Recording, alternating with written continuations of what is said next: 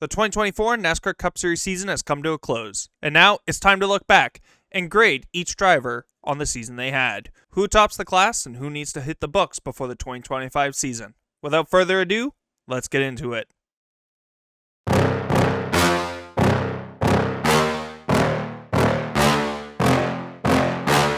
Where do you go? Larson up top, all the way up top. Busher, he's on the outside. He's in position. He's got it. Jimmy Johnson through 3 and 4. Make room. Richard Petty and Dale Earnhardt. There's another 7-time champ.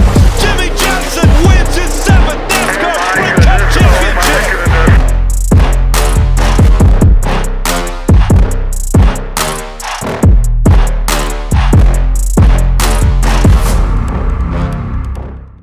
Before we begin, I want to give a fair warning. I won't be grading on a curve.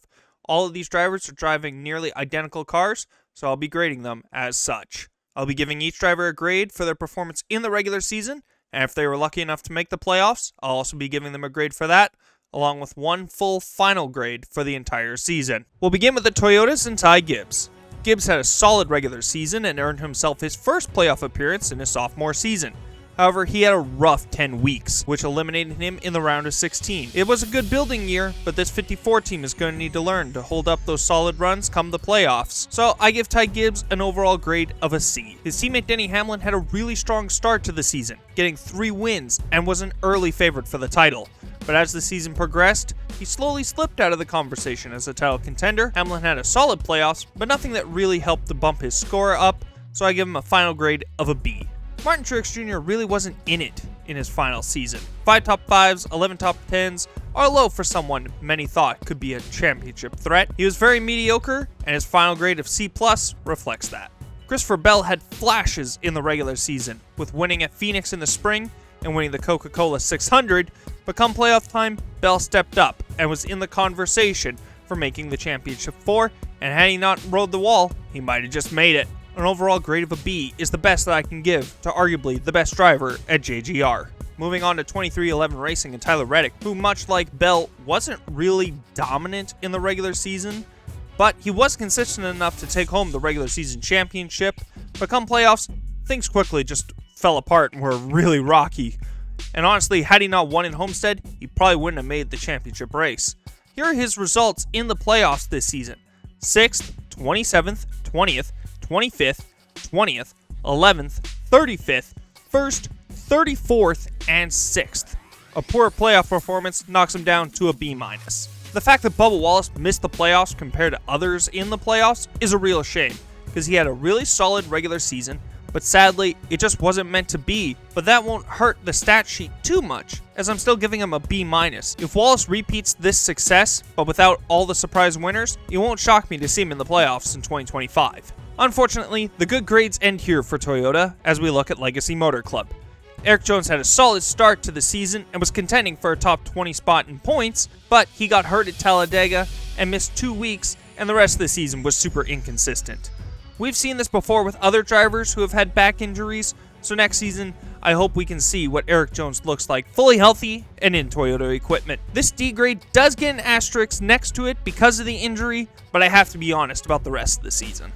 John Hunter Nemechek's return to the Cup Series didn't look too different from his first attempt. A lot of poor runs mixed in with some good runs, but finishing 34th and last amongst full-time drivers in the points makes this season an automatic F for me. We saw the last couple of seasons that John Hunter can win races, but next year he'll have to prove that all those wins were because of him and not because he was driving the best cars in the field. Moving into the Chevy camp, we'll take a look at Ricky Stenhouse Jr.'s season, and outside of the win at Talladega this season, it was a major step back for the team, and with reports of Kroger out as their primary sponsor, means this team is going to have a lot more to worry about than just their on-track performance. The win at Talladega keeps this from being an F, so I bumped them up to a D-. Daniel Hemrick's return to the NASCAR Cup Series, unfortunately, much like John Hunter's, didn't look all that different from his first attempt back in 2019, and it looks like it's only lasting 1 season as well. Collett clearly has a lot of work ahead of them, but that doesn't keep me from giving them a D grade for their only full-time driver this season. Hopefully next season, having 2 full-time drivers will help them out. Hendrick Motorsports is home to the driver that clearly had the best season of all the full-time drivers in Kyle Larson. 6 wins, 15 top 5s, 18 top 10s with an average finish of 12.9, along with an insane 1,700 laps led, clearly makes Larson the top of the 2024 class. I know some will knock him for not making the championship 4, but I can't knock him too much because he clearly was the best by a fair margin, and with how crazy this playoff format is, I can't knock him too badly either, especially after getting 2 wins in the playoffs. An overall grade of an A, I believe, is the most objective grade I can give him. Chase Elliott's return post his injury-filled 2023 season makes it seem as though the 2020 champ and the most popular driver is back to nearly the top of his game. A series best average finish of 11.7 is a glimpse of that. However, like most fans, the lack of wins leaves something to be desired, and why I couldn't give him any higher than an overall grade of an A-. If Elliott turned some of those top 5s into wins, you could make the argument that he was the best of the season. William Byron had everyone convinced that after the first 10 races of the season, that he was the favorite to win the title. But he cooled off in the summer months, which I had to knock him for.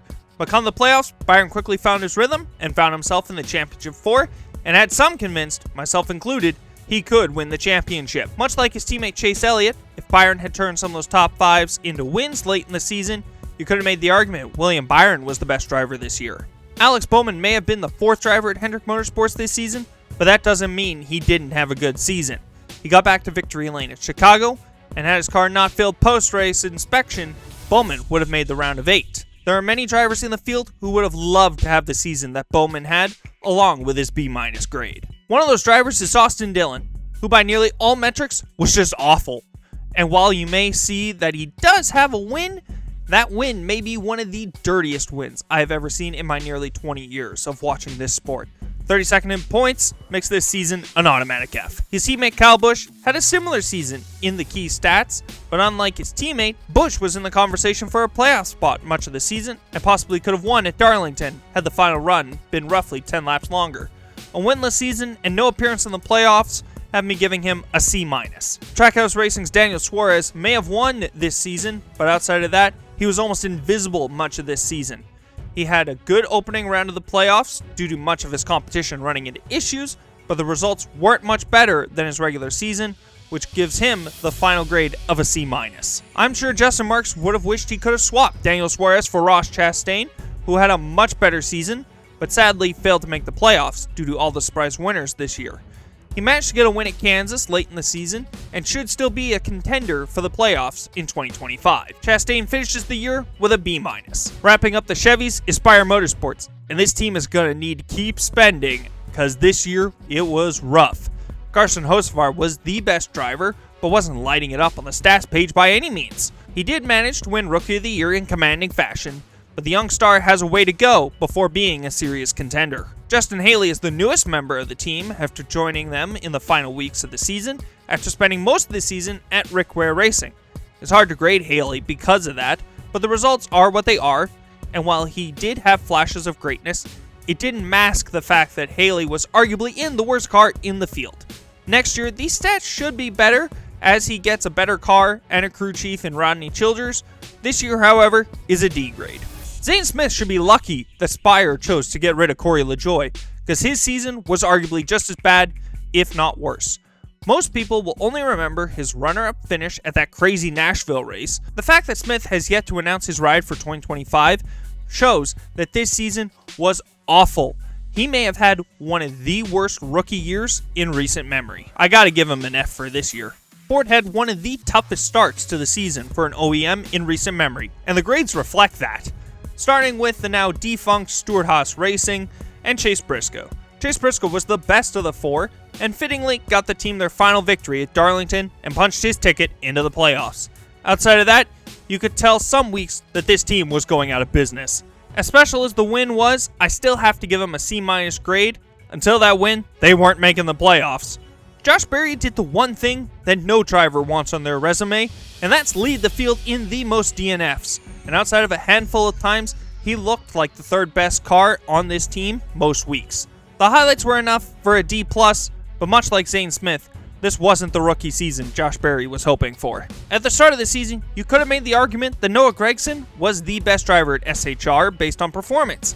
However, as the season went on, it was clear he wasn't, but he also wasn't the worst driver at SHR. Those early season flashes showed promise, so that's why I'm giving Gragson a C-.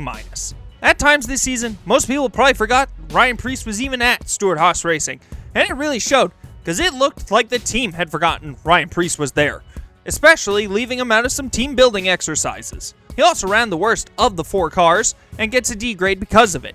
He is the worst graded Stewart-Haas Racing car. Moving on to RFK, it was clear that 2024 was a step back in some ways, but it also was a step forward in other ways. One of those steps forward included Brad Keselowski getting back to victory lane. Unfortunately, it did come at the cost of his RFK teammate. However, Keselowski was super inconsistent, and I can't give him more than a season-ending grade of a C-. His teammate, Chris Buescher, was better in the consistency department, but much like Bubba Wallace and Ross Chastain, the number of surprise winners kept him from making the playoffs. He did manage to win at Watkins Glen. He could have had 3 wins if he didn't get taken out at Darlington, or was a hair bit longer at Kansas, so there are things to be proud of, and as such, I reward Buescher with a B grade.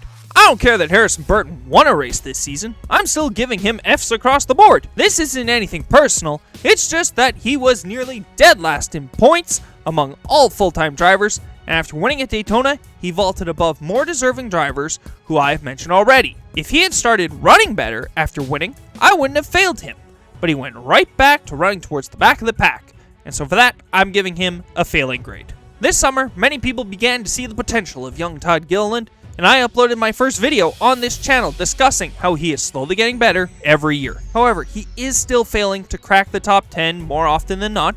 However, he did manage to outpoint his teammate this year, and was flirting with the top 20 spot in the points most of the season. So I'm giving him a C grade on the year. Michael McDowell surprisingly underperformed his teammate, given the fact that McDowell has been the leader at that team and has gotten a couple wins over the last handful of seasons. His highs were higher than Gilliland's, but his lows were also lower, and so for that, I must give him a D grade on the season. Corey LaJoie may have had the worst season in the field. He lost all of his fans pretty much, and he also lost his ride before the season was even up. He had to go to Rick Ware Racing. For all that, I have to give him an F on the year. The final drivers on this list are the Team Penske drivers, and we'll start with Austin Cindric, who was pretty much invisible most of the year outside of Gateway, where he just happened to be in the right spot after Christopher Bell and Ryan Blaney had their issues. Outside of that, Austin Cindric had a solid round of 16, but once he was eliminated, he pretty much went back to running where he was before. I'm giving him a season-ending grade of a C. Cindric is now on a team with the last 3 champions of the year, between Joey Logano and Ryan Blaney, so he's got to step it up before fans just write him off completely. Ryan Blaney was arguably a top 5 driver this year, but got caught up in so many other crashes that weren't his fault. He did manage to make it back to the championship 4 though, and had the race been about 5 laps longer, he might have been the champion once again. I'm giving Blaney a B grade on the season with those 3 wins. The final driver is the 2024 NASCAR Cup Series champion, Joey Logano. I'm not going to sugarcoat it. Joey Logano was not at championship level at all this season. He did manage to get 4 wins on the year, but the more telling sign is the fact that he only had 7 top 5s and 13 top 10s with an average finish of 17.1. He may be the champion this year, but it's definitely not as shiny as his one back in 2018 or his one back in 2022. I'm giving the champion a C+ across the board. So there you have it. My grades for every single full-time driver for 2024. Do you agree with my grades? Was I too harsh on some people? Was I too kind to others? Let me know down in the comments section below. While you're at it, I encourage you to like this video and subscribe so you never miss an upload. Until next time, I'm Morgan Weeb. Have a good day, everyone.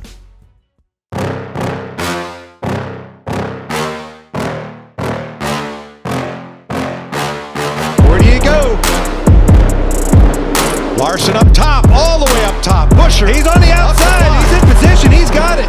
Jimmy Johnson through 3 and 4. Make room. Richard Petty and Dale Earnhardt.